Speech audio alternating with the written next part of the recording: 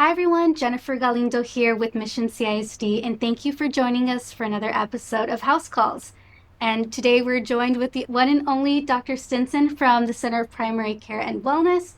And we all know what happens to our body when we don't get enough sleep, when we don't get those 8 hours of sleep. So, Dr. Stinson, can you talk a little bit about sleep deprivation and what happens when you don't get, those full 8 hours? Sure.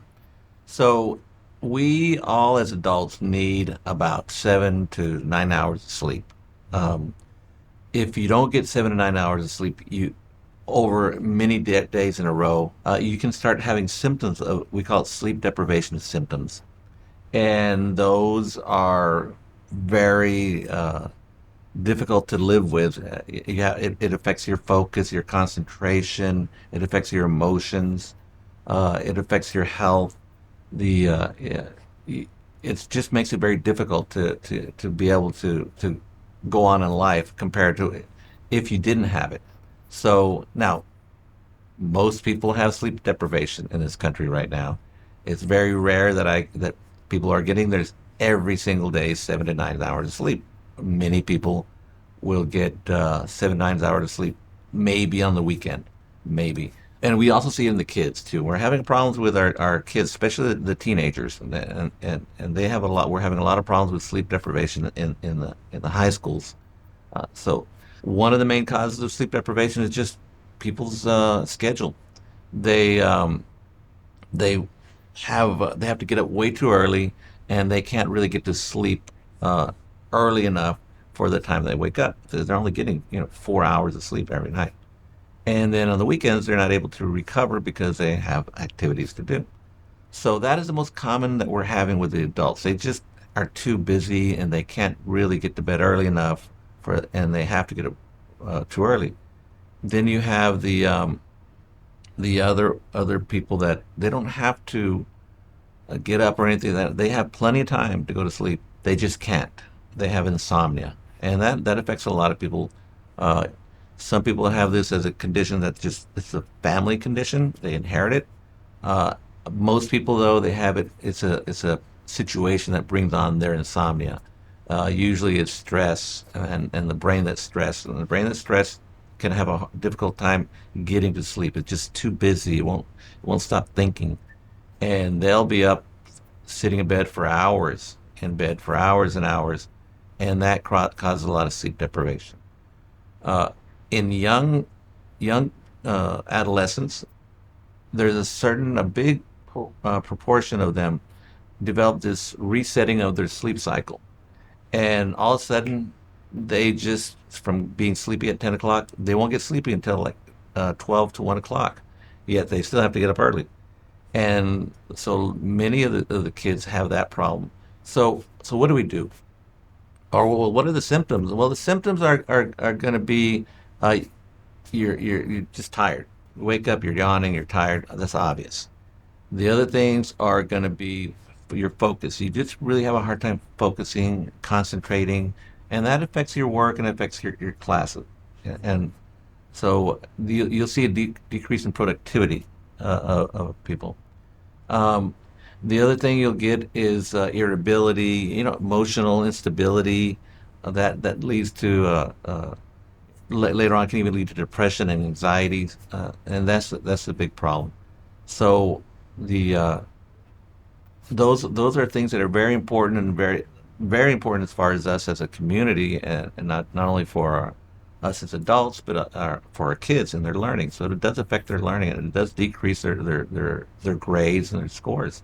Another cause was sleep apnea, and that's where people they stop breathing at night. Their throat closes up, and they just stop breathing, and the body will react to that and push open air. And when it does that, it knocks them out of their deep sleep into a lighter sleep.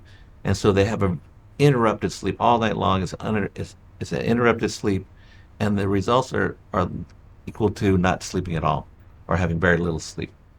And that we test people. People that have loud snoring, they wake up all the time at night, daytime drowsiness.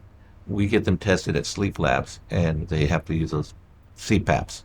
But that's mainly for adults. And Now, so what do we do for the typical insomnia or people that can't get to sleep?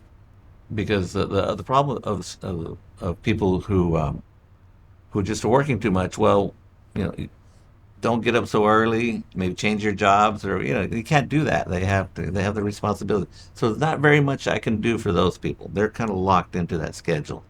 And all I can tell them is to, on the weekends, get you a day where you can catch up, and pay back your sleep debt. Because that's what they call it. Whenever you get that, you have an insufficient amount of hours of sleep per night. We call it sleep debt. But you can repay it by having sleeping all day, which is what teenagers tend to do on the weekends, right? And there's a good that's let them sleep when they do that. But so, but what about the people who have insomnia, hard time getting to sleep?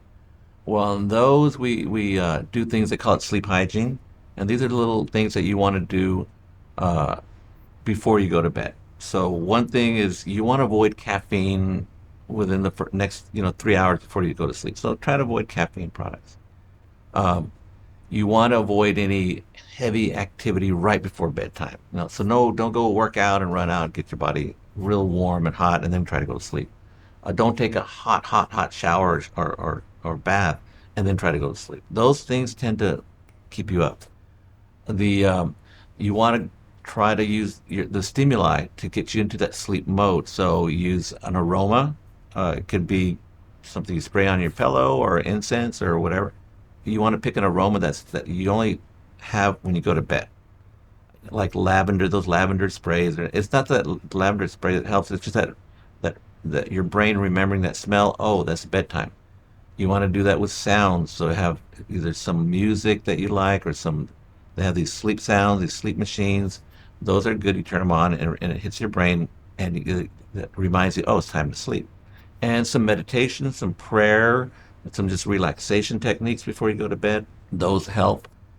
And one other thing is if you're having a hard time going to sleep, do not use your bed for anything but to go to sleep.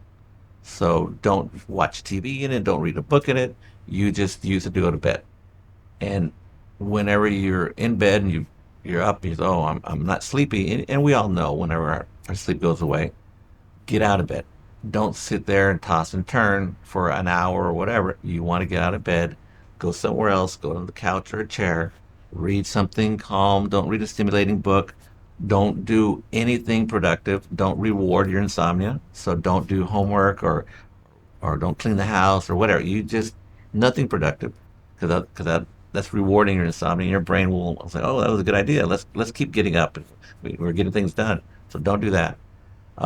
Put on the TV, but distance. You don't let the TV be too close to you, and you probably want to put on something. I always tell the women put on the Golf Channel. That's something that, but yeah, that'll put them to sleep. But you don't want to have anything stimulating during that until you finally get drowsy. You'll feel it, and then you go back to bed. So those are things you can do with insomnia. Now, if you have insomnia since you were young, you probably have a familial insomnia. And those we it's very difficult. There are medications that your doctor can give you. And it's just a small dose. And it's healthier for them to take a medication for a decade or more than for them to go on in life with sleep deprivation because that leads to again hypertension, heart disease, other things that are dangerous for them. So if it's you're having insomnia because you're stressed, you're having irritability, other things before you started having insomnia, and then you started having insomnia, go talk to your doctor. There's something you can probably do. It's probably work on whether it be a stressed brain like depression or anxiety. Talk to your doctor, get counseling, and that'll help too. Exercise is also one of the things that will help everybody with sleep. So we encourage them to do 30 minutes at least. I recommend an hour, 5 days a week. I would like a walk or exercise or swim or playing tennis or anything that keeps the body in motion. Going to the gym, just have some physical activity, light for about light or more for about an hour a day, at least 30 minutes though. Those are things that will also help with your insomnia. Wow, it's almost impressive how many factors go into, a good night's sleep and what can affect it in different ways. Of a little phenomenon of they're getting interrupted sleep. Um, it's not a big a common thing that I see, but and it can happen every once in a while. It's kind of like walking, all of a sudden you trip. It's just one of those things that can happen to the body, but it's not. I really haven't seen it as an issue with my patients. Well, that's good. Yeah, I've experienced that a few times. You need to see a Yeah. doctor. No, I'm just kidding. Maybe I do. Maybe I'll come into the clinic. Well, thank you so much, Dr. Stinson, for sharing your insights on this. It was super informative, and hopefully our viewers can take some knowledge from that too. If you guys have any topics that you'd like us to discuss about, feel free to leave them in the comments. And until next time, thank you.